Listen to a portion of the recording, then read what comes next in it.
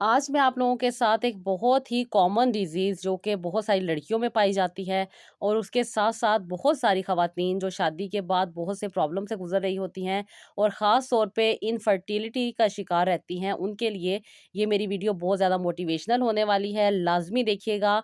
और ये जो कॉम्बिनेशन मैं आज आप लोगों के साथ शेयर करूँगी, अगर आपने अभी तक ये ट्राई नहीं किया, तो इसको मेरे बताए हुए तरीके से आप करें तो इंशाअल्लाह ताला अल्लाह ताला ने चाहा या अल्लाह ताला के यहाँ आपकी अगर औलाद है, तो आपको ज़रूर मिल जाएगी।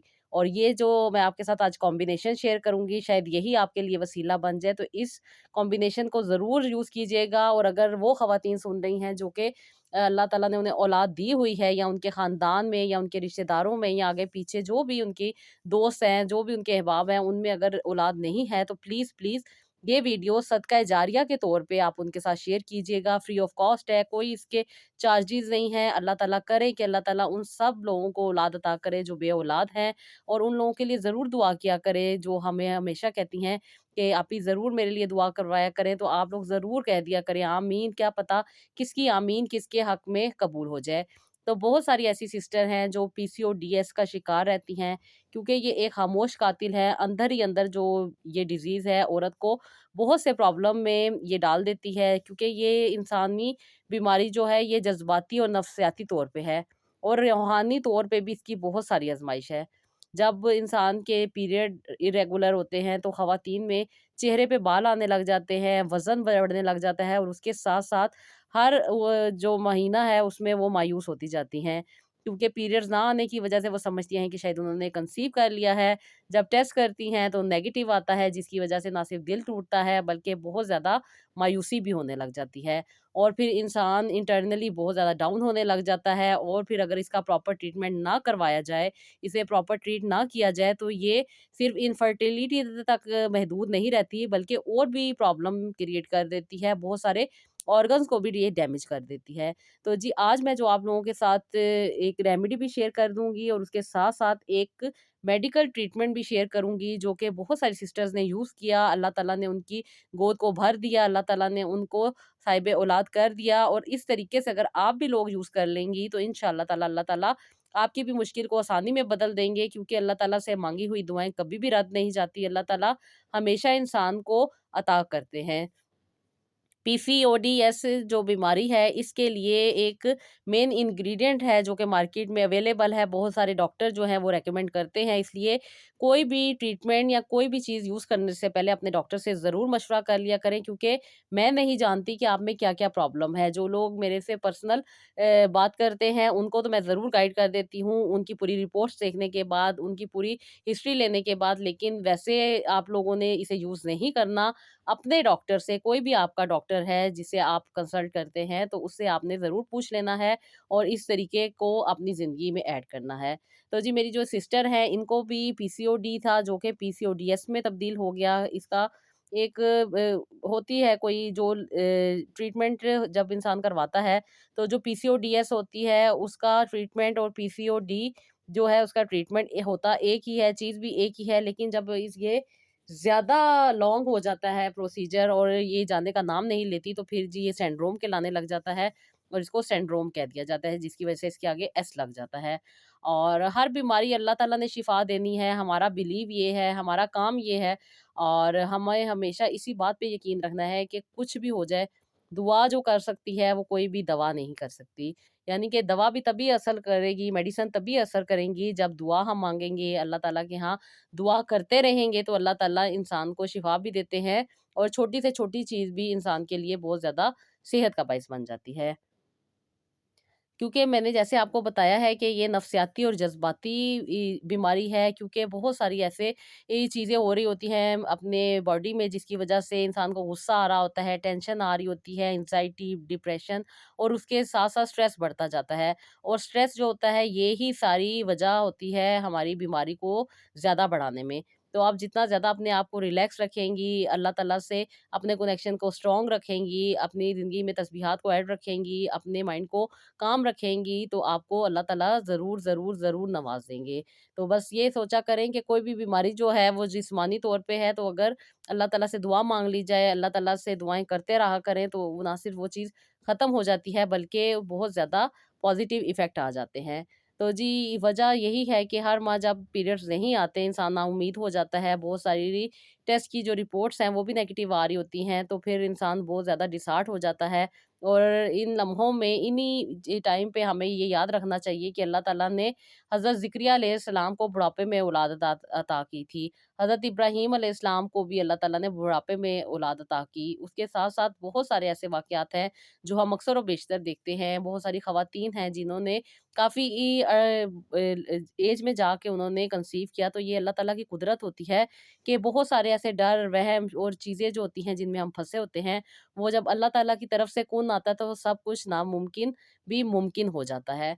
तो दुआ करते रहा करें और अल्लाह ताला से दुआ माँगते रहा करें, ख़ास तौर पे तहज्जुद की नमाज़ में लाज़मी दुआ किया करें, क्योंकि ये वो टाइम होता है जब अल्लाह ताला इंसान के बहुत ज़्यादा करीब होते हैं और अल्लाह ताला और इंसान एक हुए होते हैं, यानी कि दोनों आपस में एक-दूसरे को सुन रहे होते हैं। तो आप ज़रूर इस टाइम उठ के अल्लाह ताला से दुआ किया करें, और जिस तरह मैं आज आपके साथ एक टिप शेयर करूँगी, ये लाज़मी अपनी ज़िंदगी में शेयर करें, ऐड करें, और फिर देखिए कि आपको इसका कितना अच्छा रिज़ल्ट मिलेगा। और जिन लोगों को रिज़ल्ट मिलता है, जैसे कि मैंने पर्सनली, जी ज़ाहिर-सी बात है, मैंने बहुत सारे लोगों से बात की हुई है और उन लोगों को मैंने ये प्रोसीजर रिकमेंड किया हुआ है, तो यही दुआ मैं उनसे भी कहती हूँ, ये रिक्वेस्ट करती हूँ कि आप अपनी दुआ में उनका नाम भी लिया करें, और ऐसे लोगों को भी ये आगे शेयर कर दिया करें, ताकि उनका भी भला हो जाए। और माशाल्लाह से बहुत सारी ऐसी सिस्टर हैं, जो अपना यूज़ करने के बाद दूसरों को भी ये बताती हैं कि मुझे इससे फ़ायदा हुआ।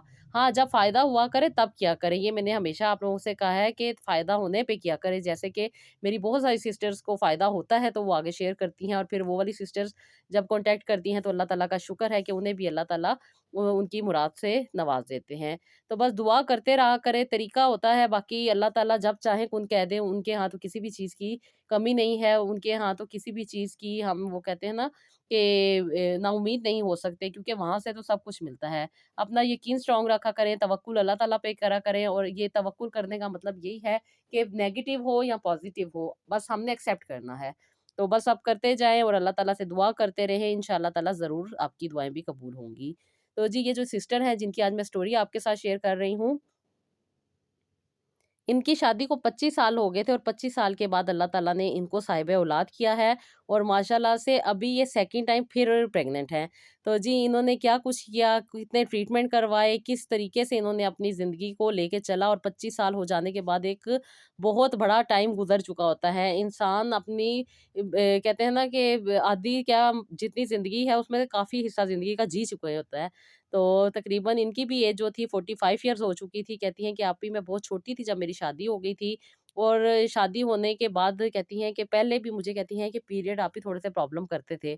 कभी आते थे, कभी नहीं आते थे। तो क्योंकि अभी मेरी स्टार्टिंग थी, तो इसलिए लोग यही कहते थे, ख़ास तौर पे अम्मी, कि कोई बात नहीं, 2-4 साल में रेगुलर हो जाते हैं। लेकिन कहती हैं घर के हालात ऐसे हो गए कि फिर मेरी शादी कर दी गई, और शादी के बाद कहती हैं कि आप ही, मेरी जिनके साथ शादी हुई, इनका जो स्ट्रेस लेवल था, वो मुझसे 6 गुना बहुत ज़्यादा हाई था। कहती अभी तो मेरी नई-नई शादी हुई थी, लेकिन ये मुझसे बहुत बड़ी ख़वातीन वाली एक्सपेक्टेशन रखते थे। शायद ये उम्र में मुझसे ज़्यादा थे, इसलिए इनकी एक्सपेक्टेशन मुझसे ज़्यादा थी, और ये ऐसी बातें मुझसे कहते हैं कि मुझसे उम्मीद रखते थे इन बातों की, कि मैं इन्हें उस तरह रिस्पॉन्स दूँगी, क्योंकि कहती हैं कि आप ही, मुझे खुद भी नहीं पता था कि शादीशुदा लाइफ़ क्या होती है, और किस तरह लेके चलना होता है। उसके साथ-साथ कहती हैं कि इनकी वालदा जो थी, वो भी काफ़ी एजड थीं, और बहुत अच्छी थी इनकी वालदा, जो कि मेरा बहुत ज़्यादा ख़्याल भी करती थी, प्यार भी करती थी। जिस तरह एक बच्ची को पाला जाता है, उस तरह उन्होंने मेरा ख़्याल किया। मेरी हर छोटी से छोटी आइसक्रीम क मुझे खिलाना, मेरे साथ बहुत अच्छी बातें करना, मुझे पार्क में सैर पे लेके जाना, मेरे साथ बहुत अच्छा टाइम गुज़ारती थी। लेकिन जैसे ही मेरे मियाँ आते थे घर में, इनकी सख्ती, इनका अजीब-सा रवैया, और इनका अजीब-सा जो बिहेवियर था, वो मुझे बहुत ज़्यादा डिस्टर्ब कर देता था। कहती हैं कि आप ही, मैं जिस घर से आई थी, हमारे घर में बहुत रिस्पेक्ट होती थी, बहुत आराम से बात की जाती थी। लेकिन जब से मेरी शादी हुई थी, मेरे मियाँ इस कदर ऊँचा चीखते थे कि मैं डर जाती थी, और मैं सहम जाती थी। कहती थी, आप ही, मैं बहुत ज़्यादा घबरा जाती थी, हाथ-पाँव मेरे ठंडे हो जाते थे, और एकदम से जो ये बोलते थे, इसकी वजह से मैं काँपने लग जाती थी। और ये उल्टा मुझे समझने की बजाय कहते थे ड्रामे करती है, मुझे अजीब-अजीब सी कहती हैं बातें करते थे। कहती कुछ हमारे फैमिली बैकग्राउंड का भी कुछ प्रॉब्लम चल रही थी, बस यही बातें थी, और उसके साथ-साथ कहती हैं कि कुछ थोड़ी-सी लालच भी मेरे हस्बैंड में पाई जाती थी। वो चाहते थे कि मैं जल्द से जल्द अपने घरवालों से हिस्सा ले लूँ, और फिर ये जो मेरे हिस्से के पैसे हों, वो अपनी चीज़ों में इन्वेस्ट कर लें। लेकिन कहती हैं कि आप ही मैं घर में चौथे नंबर पे थी अपने घर में, और इन सारी बातों को अच्छी तरह समझती थी क्योंकि मेरी पहले भाभियाँ भी थी, मेरी बहन की भी शादी हो चुकी थी, बहनोई भी थे। ऑलरेडी जो घर के प्रॉब्लम होती है, कहती हैं आप ही हम समझते थे, और इसी वजह से कहती हैं कि आप ही मैं अपने आप को सिर्फ़ गुज़ार रही थी टाइम को ना। तो कहती हैं कि आप ही मैं बस कह रही थी कि अल्लाह ताला मुझे औलाद दे दे ताकि मेरी ज़िंदगी बेहतर हो जाए, लेकिन क्या पता था कि औलाद कब होनी है। लेकिन कहती हैं कि मैंने बहुत ज़्यादा आप ही स्ट्रेस ले लिया था, टेंशन हो गई थी जिसकी वजह से मुझे पीरियड्स नहीं आते थे ना। तो कहती हैं कि मैं जाती थी डॉक्टर के पास, डॉक्टर को चेक करवाया, डॉक्टर ने मेरा चेकअप किया, उसके बाद डॉक्टर ने मुझे कुछ टेस्ट लिख के दिए, जो कि मेरे मियाँ ने मुझे इन टेस्टों पे भी बहुत ज़्यादा बातें सुनाई, बहुत ज़्यादा बोला कि क्या ज़रूरत है, अभी साल भी नहीं हुआ और तुम्हें इतनी ज़्यादा आग लग गई है डॉक्टर्स के जाने की। तो कहती हैं कि आपकी इस तरह का बिहेवियर जो था मुझे और ज़्यादा स्ट्रेस में डाल रहा था। मैं बहुत ज़्यादा परेशान रहती थी, और क्योंकि कहती हैं मेरे घर में भी कुछ लड़ाई झगड़े चल रहे थे मेरी भाभीयों की वजह से, कुछ हमारे घर में पहले ही जायदाद के मसले छिड़े हुए थे, जिसकी वजह से मैं जब भी अम्मी-अब्बू से बात करती थी, तो अम्मी-अब्बू मुझे कहते थे कि हम पहले ही इतनी मुसीबत में फँसे हुए हैं, तुम तो अपना घर लेके चलो, तुम तो अपने घर को सही तरीके से वहाँ पे ज़िंदगी गुज़ारने की कोशिश करो। कहती हैं बस आप ही मायूस हो गई थी, अपने घरवालों को भी कुछ नहीं कहती थी, इधर ही अपनी ज़िंदगी को बेहतर बनाने की कोशिश कर रही थी। तो कहती हैं कि शादी को भी साल भी नहीं हुआ था तो मेरी सास की डेथ हो गई, और सास की डेथ के बाद घर की सारी ज़िम्मेदारी, सारा घर की देखभाल मुझ पे आ गई। अब मेरा कहती है कि ससुराल में कोई भी ऐसा साथी नहीं था जिसके साथ मैं अपनी दिल की बात कर सकती। मेरी जेठानियाँ मुझसे बहुत ज़्यादा मुकाबले करती थी क्योंकि मैं जिस घर में रहती थी, ये मेरी सास का घर था, और सास ने ये घर अपने छोटे बेटे को दे दिया था। बाकी बेटे जो थे इनके, वो अपने बाप की जायदाद में से सारा हिस्सा लेके साइड पे हो गए थे, और ये इनके बाप ने इनकी वालदा को दिया हुआ था घर, और ये वाला घर इन्होंने अपने छोटे बेटे को दे दिया क्योंकि इनके छोटे बेटे ने अपनी वालदा को अपने पास रखा हुआ था, और अपने साथ हर खुशी-गमी में उनके साथ चलते थे। तो बस ये अल्लाह ताला ने इनको अता करना था, इनकी लालच को अल्लाह ताला ने पूरा करना था, और इनको अल्लाह ताला ने साहिब घर करना था, तो अल्लाह ताला ने इनको दे दिया। मैं तो अब यही कह सकती हूँ, और लेकिन इनकी लालच का कम नहीं हुई, हमेशा ये मुझे इसी बात पे प्रेशराइज़ करते रहते थे, अपने घरवालों से हिस्सा ले लो, अपने अब्बू से जायदाद ले लो। किसी ने अपनी बेटी को हिस्सा दे दिया, किसी ने अपनी बहन को हिस्सा दे दिया। कहती हैं मेरे साथ बस इनकी यही एक कॉमन टॉपिक था जिस पे बात होती थी, अदरवाइज़ इनके साथ बैठ के भी अब भी मेरा दिल घबराने लग जाता था। मैं जब छोड़ने का कहती थी अपने घरवालों के कि मैं इनके साथ ज़िंदगी नहीं गुज़ार सकती, तो वो मुझे यही कहते थे कि ऐसा नहीं होता, इंसान को कॉम्प्रोमाइज़ करना पड़ता है, बर्दाश्त करना पड़ता है, वक़्त के साथ-साथ ज़िंदगी बदल जाती है। तो कहती हैं कि आप ही बस मैं इसी तरह अपनी ज़िंदगी को लेकर चल रही थी। डॉक्टर के ट्रीटमेंट्स करवा रही थी, मियाँ को कहती थी टेस्ट करवा लें, ये टेस्ट नहीं करवाते थे, मुझे बहुत सारी बातें सुना देते थे। तुम्हारे में कुछ कमी होगी, तुम्हारे में ही कमी है, तुम ही अपना चेकअप करवाओ, तुम ही मेडिसिन खाओ, मैं बिल्कुल ठीक हूँ। आज दूसरी शादी करूँगा तो मुझे औलाद हो जाएगी, लेकिन मैं चाहता हूँ कि तुम्हारे से औलाद हो, लिहाज़ा तुम ट्रीटमेंट करवाओ, मैं तुम्हें पैसे दे रहा हूँ, तुम जितना खर्चा करना चाहो करो, मैंने तुम्हें रोका नहीं है, तुम जाया करो डॉक्टर के, डॉक्टर को चेक कराया करो। कहती है आप ही मैं डॉक्टर के तो चली जाती थी, लेकिन डॉक्टर भी आगे से यही क्वेश्चन करते थे कि आपके हस्बैंड कहाँ हैं? आपके हस्बैंड के भी टेस्ट होंगे, आपके हस्बैंड भी अपनी मेडिसिन लेंगे तो ही ये आपके जो प्रॉब्लम है ये सॉल्व हो सकेगा। लेकिन वो मुझे पीसीओडीएस के लिए कॉन्ट्रासेप्टिव पिल दे देती थी और कहती थी कि ये 3 महीने खाओ, इस दौरान अपने मियाँ का टेस्ट वगैरह करवाओ और फिर दोबारा मेरे पास आओ, मैं तुम्हें ट्रीटमेंट दूँगी। कहती हैं कि आप ही 2-2 हज़ार 5-5 हज़ार मैं डॉक्टर की फ़ीस देती होती थी, और उसके बाद टेस्टों के पैसे अलग, उसके साथ-साथ मेडिसिन का खर्चा अलग, और ये सारा का सारा खर्चा मेरे मियाँ मुझ पे डाल देते थे कि तुम्हारे लिए मुझे बहुत ज़्यादा अखराजात करने पड़ते हैं, इसलिए अपने घरवालों से हिस्सा ले लो। कहती हैं आप ही बार-बार मुझे यही बात कही जाती थी, और मैं सिर्फ़ अपना वक़्त गुज़ार रही थी कि अल्लाह ताला मुझे औलाद अता कर दे और मेरे लिए गैब से अल्लाह ताला वसीले बना दे। कहती हैं बस आप ही दिल टूटा हुआ था, एक ज़िंदगी गुज़ार रही थी, जी नहीं रही थी। बस इसी तरह मेरी शादी को 5 साल हो चुके। कहती हैं कि आप ही मैंने कंसीव किया, लेकिन डॉक्टर की गलती कहें या फिर मेरी अपनी नादानी कहें, जिसकी वज़ह से मुझे इन्फेक्शंस हो गए, और इन्फेक्शन हो जाने की वज़ह से मेरे जो बेबी की ग्रोथ थी वो रुक गई, और डॉक्टर ने मुझे मेडिसिन दी जो कि बहुत ज़्यादा हैवी थी, और हैवी हो जाने की वज़ह से कहती हैं कि आप ही मेरे एबॉर्शन हो गया, और इस एबॉर्शन के बाद कहती हैं मैं बहुत ज़्यादा स्ट्रेस में चली गई, बहुत ज़्यादा मुझे प्रॉब्लम का सामना करना पड़ा, बहुत ज़्यादा डिप्रेशन और एंग्ज़ायटी ने मुझे घेर लिया था, मुझे अपने आप की समझ नहीं थी। मैं बिल्कुल ऐसे होके रह गई थी कि जैसे मेरा सुनने वाला, मुझे जानने वाला और मेरी बात को समझने वाला कोई भी नहीं है। मैं डॉक्टर से बात करती थी तो डॉक्टर मुझे कहती थी कुछ अरसे के लिए अपनी अम्मी के घर चली जाओ, और जब मैं अम्मी के घर जाती थी तो वहाँ पे भाभीयों के लड़ाई झगड़े, अम्मी की अजीब-सी नेचर, और उसके बाद मुझे वापस अपने घर आना पड़ता था। बस यही था कि ना मुझे पीछे सुकून मिल रहा था, ना ही मेरे ससुराल में मुझे सुकून मिल रहा था। यहाँ पे मेरी जेठानियाँ मेरी जान की ये दर पे हुई हुई थी, क्योंकि मेरे जो हस्बैंड हैं वो बहुत ज़्यादा इनके साथ अटैच थे। इनकी बातों में आ जाया करते थे, हर वक़्त इनके साथ अपना टाइम स्पेंड करके खुश हुआ करते थे। अब ये अल्लाह बेहतर जानता है कि इनके क्या मामलात थे, लेकिन ये अपने भाभीयों के साथ बहुत खुश रहते थे, उनके बच्चों के साथ बहुत खुश रहते थे, और मेरे साथ इनका रवैया बहुत ज़्यादा अजीब था, बहुत सीरियस था, और बहुत ही ज़्यादा बदतमीज़ी मेरे साथ किया करते थे। कहती जिसकी वजह से मैं खामोश होती गई, बिल्कुल भी नहीं कोई गिला-शिकवा करती थी, बल्कि खामोशी से अपना टाइम गुज़ार रही थी। बस इसी दौरान मेडिकली अपना चेकअप वगैरह करवाती रहती थी। डॉक्टर के पास जब भी जाती थी, वो कहती थी आपको पीसीओडीएस है, मेडिसिन खा लें। मेडिसिन खाने के बाद कहती हैं कुछ इंजेक्शन दे देते थे। इंजेक्शन देने के बाद भी नहीं कुछ बनता था, फिर मैं डॉक्टर चेंज कर लेती थी, नए डॉक्टर के पास जाती थी, नए टेस्ट होते थे। नए टेस्ट के बाद नई रिपोर्ट्स के बाद नई डॉक्टर की जो चीज़ें होती थी वो करनी पड़ती थी, और उसके बाद मियाँ जो थे मेरे टेस्ट नहीं करवा रहे थे। फिर डॉक्टर ने मुझे बताया कि तुमने अपने मियाँ से रिलेशन बना के मेरे पास आना है, तो मैं तुम्हारा टेस्ट करूँगी ताकि पता चल जाए कि तुम्हारे मियाँ में प्रॉब्लम है या नहीं है।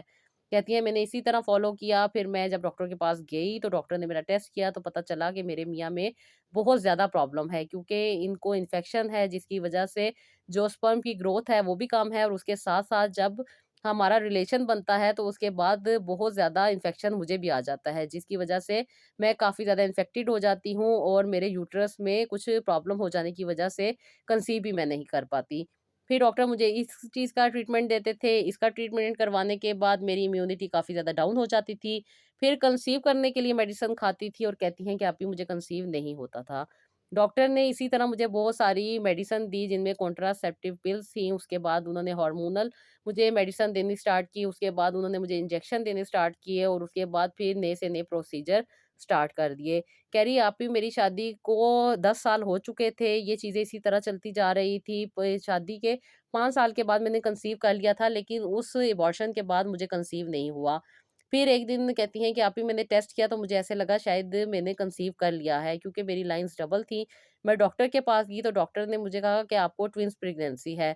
लेकिन इस बार भी आप ही यही हुआ कि मेरी ये ट्विन प्रेगनेंसी जो थी वो इनके स्पर्म्स की जो प्रॉब्लम थी, जिसके बीच में इन्फेक्शन थे, उसकी वजह से मुझे बहुत ज़्यादा सीवियर इन्फेक्शन हो गया। डॉक्टर ने मुझे मेडिसिन भी दी, मुझे ड्रिप्स भी लगाई, मुझे पूरा ट्रीट किया, लेकिन कुछ ही दिनों के बाद मुझे प्रॉब्लम का सामना करना पड़ा, और दोबारा डॉक्टर ने कहा कि मुझे एबॉर्शन करवाना पड़ेगा।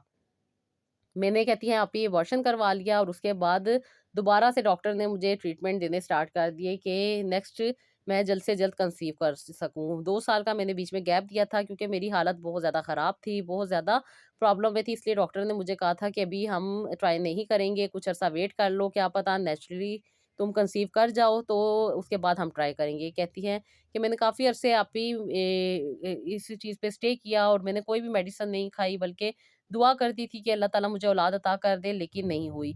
फिर कहती हैं कि काफ़ी अरसा गुज़रता गया, और आप ही वक़्त इतना ज़्यादा गुज़र गया कि मैं बिल्कुल मायूस हो चुकी थी, बिल्कुल नाउम्मीद हो चुकी थी। मैंने हर तरह की उम्मीद छोड़ दी थी, और हर तरह का इलाज करवाना भी अब मैंने छोड़ दिया था।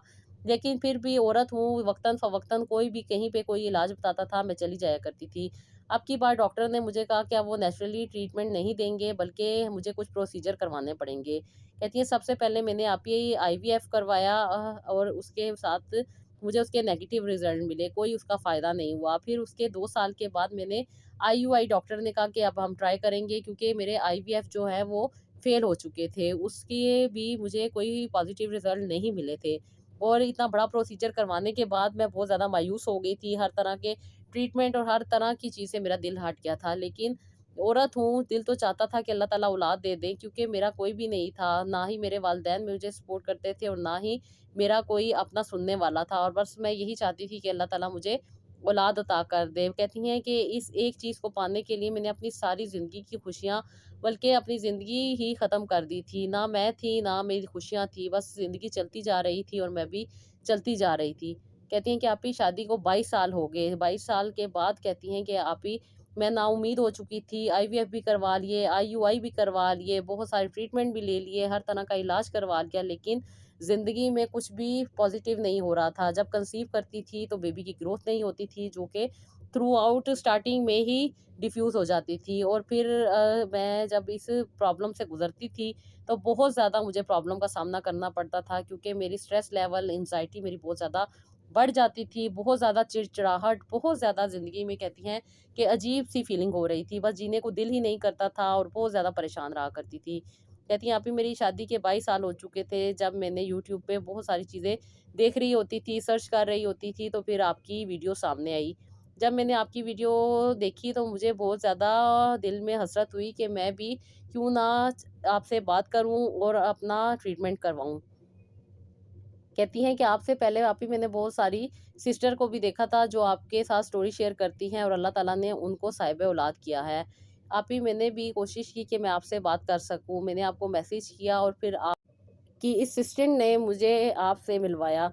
आप ही आपसे बात करके मुझे बहुत ज़्यादा तसल्ली मिली। मेरी ज़िंदगी में बहुत ज़्यादा नई किरण शामिल हो गई और मैं पुरुमीद हो गई कि ये अल्लाह ताला मुझे ज़रूर साहिब औलाद करेंगे, क्योंकि आप ही मेरी एज 45 इयर्स हो चुकी थी और इतने अरसा शादी होने के बावजूद भी मैंने कंसीव नहीं किया था। मैं बहुत ज़्यादा तकलीफ़ और परेशानी का सामना तो ऑलरेडी कर रही थी। उसके साथ-साथ मैं अपने आप से भी बहुत ज़्यादा वज़न हो गई थी। इतनी मेडिसिन खा के मैं बहुत ज़्यादा चिड़चिड़ी हो गई थी। मुझे किसी की भी बात भी आसानी से समझ नहीं आती थी। मुझे हर कोई नेगेटिव लगता था, हर किसी की बात नेगेटिव, हर किसी से बात करके मेरा दिल उठ जाया करता था। और ख़ास तौर पे वो ख़वातीन जो मुझे बार-बार एक ही बात की ताने दिया करती थीं और एक भी बात के बारे में डराया करती थीं कि मियाँ दूसरी शादी कर लेगा, तुम्हारा कुछ नहीं होगा, बस अल्लाह ताला ने तुम्हें औलाद नहीं देनी थी, अगर होनी होती तो हो जाती। कहती है, इस तरह की बातें सुन के आप ही और भी ज़्यादा ना मुझे चिड़चिड़ाहट का सामना करना पड़ जाता था। और मैं समझती थी कि शायद मैं एक नामुकम्मल औरत हूँ, जबकि आप ही आपने मुझे बताया कि कोई भी औरत नामुकम्मल नहीं होती। इंसान को अल्लाह ताला ने पैदा किया है, वो जब चाहे, जिसको चाहे, जो चीज़ें चाहे अता करे। इसमें इंसान की क्या बड़ाई है? जिन लोगों के पास सब कुछ है, वो कौन से मुकम्मल हैं? उन्हें भी कहीं न कहीं, किसी न किसी तकलीफ़ का सामना करना पड़ता है। ये फ़ज़ूलियात हैं जिनमें लोग डाल के हमें शक-ओ-वहम में डाल देते हैं और हमारे जो मोरल है उसको डाउन कर देते हैं, जिसकी वजह से हम सिर्फ़ नाउम्मीदी में फँस जाते हैं और गुनाहों पे गुनाह करते रहते हैं, यानी कि अल्लाह ताला से गिले-शिकवे करते रहते हैं। जैसे कि ये दुनिया सिर्फ़ हमारे लिए ही बनी है और हमें ही सब कुछ दिया जाना है। हम खुद क्या कर रहे हैं, हमारी अपनी क्या वैल्यू है, हम कहाँ पे स्टैंड करते हैं, हमें पहले ये जानना है कि क्या हम अपने रब की वो इबादत कर रहे हैं जिसके वो लायक हैं? क्या हम अपने रब के वो हकूक़ अदा कर रहे हैं जो वो हमसे एक्सपेक्ट करते हैं? क्या हम उस तरीके से नमाज़ें पढ़ रहे हैं जिस तरह अल्लाह ताला ने हमें कहा है? या वो सारी चीज़ें जो अल्लाह ताला ने हमें कहा है ज़िंदगी में शामिल करें, ज़िंदगी में शामिल रखें, क्या हम वैसे कर रहे हैं? हम तो बहुत ज़्यादा गुनहगार लोग हैं, तो फिर हम क्यों इन चीज़ों में फँस जाते हैं? जो लोग हमें कह रहे होते हैं कि ऐसे नहीं तो ऐसे होना चाहिए था, ये लोग हैं कौन जो हमें हमारी ज़िंदगी के बारे में बताएँगे? वो अपनी ज़िंदगी में आई मुश्किलात को तो हल नहीं कर पाते और हमारी ज़िंदगी की मुश्किलात, तकलीफ़ें उन्हें नज़र आ रही होती हैं। ये अल्लाह ताला का करम है, जिसको चाहे दौलत अता करे, जिसको चाहे औलाद अता करे, जिसको चाहे औलाद ना अता करे। उस रब ने अता करनी है, बस उसको समझ लो, उसको जान लो, उसको मान लो, तो मसले मसाइल का फ़िक्र ना करो, सब कुछ हल हो जाएगा। आप ही आपने जब मुझे इतनी प्यारी बातें समझाई तो मुझे समझ आई कि बेशक मैं अपने रब के लिए बनी हूँ, मुझे अपने रब की इबादत करनी है। फिर दुनिया चाहे मुझे जो मर्ज़ी कहे, जिस तरह चाहे मैं मेरी ज़िंदगी गुज़रे, वो मेरा मकसद नहीं है। मेरा मकसद ये है कि मुझे अपने रब को मानना है और उसकी हर चीज़ को एक्सेप्ट करना है। आप ही मैंने अब अल्लाह ताला से माफ़ी माँगी, क्योंकि मैं इतने अरसे गिले-शिकवों में पड़ी रहती थी कि अल्लाह ताला सबको सब कुछ अता किया है, मेरे पास तो ये भी नहीं और मेरे पास तो ये भी नहीं। और आधी से ज़्यादा ज़िंदगी तो अभी मैंने इन्हीं गिली-शिकवों में गुज़ार दी और इन्हीं चीज़ों में पढ़ के स्ट्रेस लेवल और अपनी एंग्ज़ायटी, डिप्रेशन को इतना हावी कर लिया कि मैं आज 45 साल से ज़्यादा 60 साल की लगती हूँ, जिसकी वज़ह से मुझे बहुत ज़्यादा प्रॉब्लम का सामना करना पड़ता है, बहुत ज़्यादा तकलीफ़ों से गुज़रना पड़ता है। और अब अपने मियाँ को देख के मुझे भी बहुत ज़्यादा परेशानी होती है, क्योंकि मेरे मियाँ बहुत ज़्यादा डबल फेस हैं। वो मेरे सामने कुछ और होते हैं, बाहर उनकी अपनी लाइफ़ है, अपनी ज़िंदगी है, वो अपने ज़िंदगी को जी रहे हैं, लेकिन मैं औरत हूँ, मैं क्या कर सकती हूँ? ना मुझे मेरे पीछे वाले सपोर्ट करते हैं और ना ही मुझे कोई आगे से आसरा है। मुझे सिर्फ़ और सिर्फ़ अल्लाह ताला का आसरा है और अल्लाह ताला पे मुझे मुकम्मल यकीन है। लेकिन आप ही ये बातें पहले सिर्फ़ कहने की हद तक थी, लेकिन अल्लाह का शुक्र है, जब से मैंने आपसे बातें की मुझे बहुत ज़्यादा रिलैक्स मिला। आप ही मैंने आपसे बहुत ज़्यादा बातें की हैं। बेशक मैंने आपको आप ही बहुत ज़्यादा तंग किया है, क्योंकि मैं चाहती थी कि मैं रिलैक्स रहूँ। जैसे कि आपने मुझे कहा था कि माइंड जितना रिलैक्स रहेगा उतना ही ज़्यादा आपको पॉज़िटिव रिज़ल्ट मिलेंगे, क्योंकि अल्लाह ताला जिसको चाहते हैं औलाद देते हैं, जिसको चाहते हैं नहीं देते, और जिसको चाहते हैं अल्लाह ताला दोनों चीज़ें अता कर देते हैं। ये अल्लाह ताला का करम है, वो जब चाहे, जिसको चाहे, जैसे चाहे अता करे। आपके इस जुमले ने मुझे बहुत ज़्यादा मोटिवेट किया, और मुझे बहुत ज़्यादा अल्लाह ताला ने एक पॉज़िटिव सोच अता की, जिसकी वज़ह से आप ही मैं अल्लाह ताला का बहुत-बहुत शुक्रिया अदा करती हूँ, और अल्लाह ताला से यही दुआ करती हूँ कि अल्लाह ताला मुझे हमेशा अपनी हिफ्ज़-ओ ईमान में रखे, क्योंकि मेरी बहुत ज़्यादा गलतियाँ थी जो कि मैंने अब रियलाइज़ की हैं। फिर आप ही मैंने आपके कहने के मुताबिक मेडिसिन स्टार्ट की, जैसे कि आपने मुझे बताया था कि मायो इनोसिटोल के साशे जो कि मुझे डॉक्टर ऑलरेडी दे रहे थे, जो मेडिसिन मैं ऑलरेडी खा रही थी, तो आपने मुझे बताया कि तहज्जुद की नमाज़ में उठना है, नमाज़ पढ़नी है, नमाज़ पढ़ने के बाद 100 दफ़ा या मुसव्विरो पढ़ना है, और ये कुरान पाक की आयत है, रब्बी ला तज़रनी फ़र्दन व अंता खैरुल वारिसीन, ये भी मैंने पढ़नी है 100 दफ़ा, और उसके बाद मैंने पानी पे दम कर देना है, और ये पानी मैंने मायो एनोसिटोल का साशा इसमें ऐड करना है, और दरूद इब्राहीम और 100 दफ़ा अस्तगफिरुल्लाह पढ़ के इस पानी पे दम कर देना है। ये पानी मैंने पीना है। अगर मैं तहज्जुद में ये पानी इस्तेमाल नहीं कर सकती, तो फिर इस पानी को दम करके रख लेना है। जब वो साशा पीना हो, जैसे कि अगर सुबह नाश्ते से पहले पीना है तो उस वक़्त पी लो, अगर नाश्ते के बाद पीना है तो बाद में पी लो, क्योंकि डॉक्टर ने जैसे मुझे बताया था, आपने कहा था कि वैसे ही अमल करना है। इस चीज़ को डॉक्टर के मुताबिक ही इस्तेमाल करना है, और जो रूहानी चीज़ें हैं, वो जो तरीका मैं बता रही हूँ, इस तरह ऐड ऐड करनी है। आप ही मैं तहज्जुद की नमाज़ में ये पानी पढ़ के रख लिया करती थी, क्योंकि डॉक्टर ने मुझे बताया था कि मुझे मायो इनोसिटोल का साशा खाने के बाद पीना है। इसलिए आप ही मैं इस पानी में उस वक़्त ऐड करती थी, और जैसे कि आपने मुझे बताया था कि 7 दफ़ा दरूद इब्राहीम और 7 ही दफ़ा अस्तगफिरुल्लाह पढ़ना है, और आप ही मैं ला इलाहा इल्ला अंता सुब्हानका इन्नी कुन्तु मिनज़ ज़ालिमीन पढ़ के दम करती थी पानी के ऊपर, और 7 दफ़ा दरूद इब्राहीम पढ़ के दम करती थी, और उसके साथ-साथ ये साशा इसमें ऐड करके पी लिया करती थी। और जो मेडिसिन मुझे डॉक्टर ने दी थी, जो कि ज़्यादा नहीं थी, सिर्फ़ मल्टीविटामिन थे और एक ये साशा था, ये मैं इसी तरह पीने स्टार्ट हो गई थी। अभी मैंने ये 3 महीने रेगुलर बेसिस पे इस तरह किया, और अल्लाह का ने मुझ पे करम कर दिया। अभी ये मेरा वही कमरा था जहाँ पे मैंने इतने साल ज़िंदगी गुज़ारी, यहाँ पे मैं टेस्ट करती थी। आज आप ही जब मैंने टेस्ट किया, तो अल्लाह का शुक्र था कि मुझे डबल लाइन्स आई, और इस बार मैं बहुत ज़्यादा पुरुउम्मीद थी, और इतनी पुरुउम्मीद थी कि मुझे इतनी ज़्यादा एक्साइटमेंट थी कि मैं फ़ौरन ही डॉक्टर के पास गई। डॉक्टर ने मेरा चेकअप किया, और उन्होंने मुझे बताया कि मैंने कंसीव कर लिया है। लेकिन मेरी प्रेग्नेंसी को अच्छे तरीके से चेक करने के लिए उन्होंने मुझे एक ब्लड टेस्ट दिया, और ब्लड टेस्ट भी मेरा पॉज़िटिव आ गया।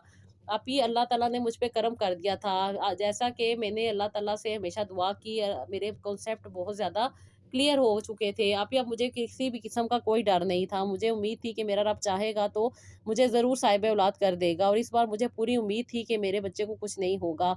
मैं कंसीव कर चुकी हूँ, और इस बार डॉक्टर ने मुझे कहा था कि तुम्हारी हेल्थी प्रेग्नेंसी है।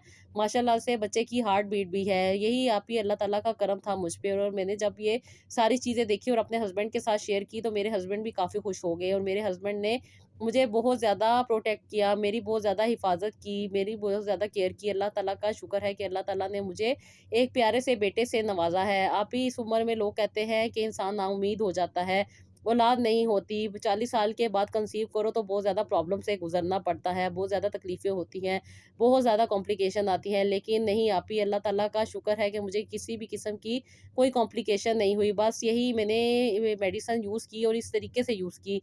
ये मेडिसिन मैंने पहली दफ़ा यूज़ नहीं की, कई दफ़ा मैंने खाई थी, लेकिन इस बार आपने मुझे कहा था कि डॉक्टर के पास जाओ, प्रॉपर चेकअप करवाओ। अब जो डॉक्टर मेडिसिन देंगे उसको मेरे तरीके से यूज़ करके देखो, तो तुम्हें ज़रूर फ़ायदा होगा। बेशक आप ही मेरा यकीन अल्लाह ताला पे पक्का था। अल्लाह ताला ने मुझे ये रास्ता दिया था, तो अल्लाह ताला ने आसानी भी मुझे दी है। बेशक मेरे रब ने मुझे साहिब औलाद किया। अल्लाह ताला ने मुझे बहुत खूबसूरत बेटा अता किया। मेरी यही दुआ है कि अल्लाह ताला मेरे बेटे को हमेशा अपने हिफ्ज़ ओ-अमान में रखे। अल्लाह ताला को पता है कि कब किसको क्या चीज़ अता करनी है। बेशक अल्लाह ताला ने मेरा यही टाइम मुकर्रर किया हुआ था।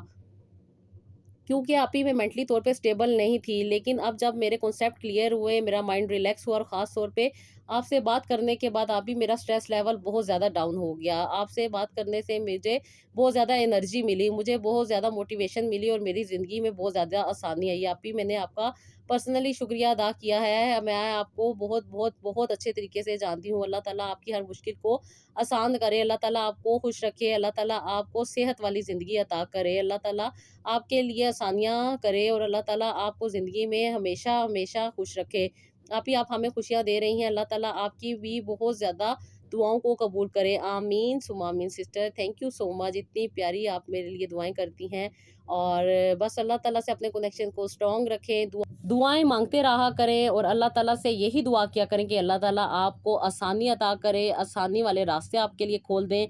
तो इंशाअल्लाह ताला अल्लाह ताला दुआओं को ज़रूर सुनते हैं, बस हमारे करने में कमी आ रही होती है, हमारी सोच में कमी आ रही होती है। जहाँ ये कमी पूरी होती है, वहाँ सारे काम भी बनने लग जाते हैं और सारी चीज़ें भी होने लग जाती हैं। दुआ हम कर सकते हैं, दुआ करते रहा करें, दूसरों को भी अपनी दुआओं में शामिल रखा करें, क्योंकि दूसरों के हक़ में जो दुआएँ की जाती हैं, वो हमारे हक़ में पहले कबूल होती हैं। तो बस अल्लाह ताला से अपने कनेक्शन को स्ट्रॉन्ग करें, अपने कॉन्सेप्ट को क्लियर करते जाएँ, ज़िंदगी को आसान बनाते जाएँ और ज़िंदगी में आसानी पाते जाएँ। तो जी, इन सिस्टर ने जिस तरह मेडिसिन को यूज़ किया, आप भी इस तरह यूज़ करके अपनी ज़िंदगी में वो चीज़ जो अभी तक आपको हासिल नहीं हुई, वो आप हासिल कर सकते हैं। बस अपने रब से अपने कनेक्शन को स्ट्रॉन्ग करें और कोई दुनिया की ताकत आपको कुछ नहीं दे सकती सिवाय रब के। रब से माँगते रहा करें, अल्लाह ताला को जितना आप अपना दोस्त मानेंगे, उतनी ही ज़्यादा आप ज़िंदगी में आसानी पाते जाएँगे। तो जी, ये था मेरा आज का व्लॉग, आई होप आपको पसंद आया होगा। अपना फीडबैक दीजिएगा, अपना बहुत सारा ख़्याल रखिएगा और नेक्स्ट व्लॉग के लिए इजाज़त दीजिएगा। अल्लाह हाफ़िज़।